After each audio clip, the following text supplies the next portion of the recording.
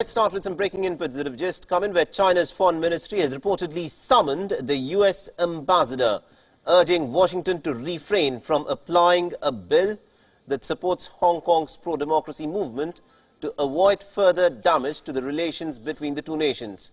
Now, according to the statement that's been released by the Chinese Foreign Ministry, Vice Foreign Minister Li Yucheng has lodged a strong protest with the American ambassador Terry Branstad and has demanded that the United States should correct its mistake and change course. And this has happened after, of course, Donald Trump had approved two bills and had ratified them into a law that would, of course, give the United States powers to review the autonomy that is enjoyed by Hong Kong within China. So this is the latest bit of information that has come in, where the Chinese have now summoned the American ambassador and they've urged Washington to refrain from applying the bills that support Hong Kong's pro-democracy movement to avoid what they describe would be further damage to the relations.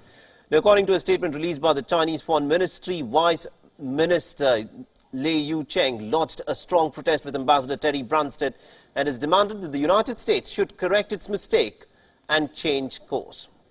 So this is what has happened. The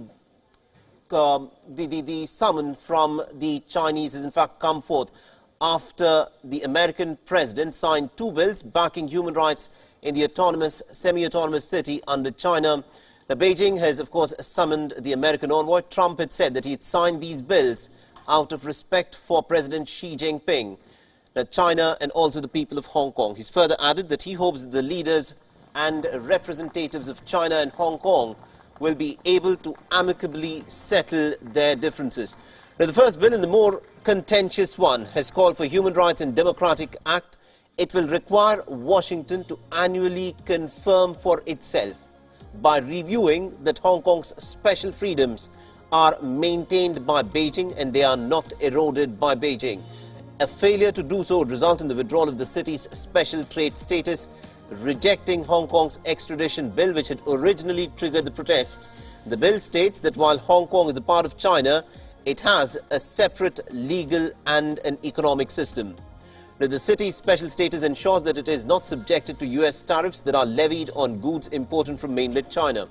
Not only that, the bill also says that Hong Kong residents who have been arrested for participating in non-violent protests should be allowed to obtain US visas. The second bill bans the export of crowd control ammunitions, including tear gas, to the police in Hong Kong.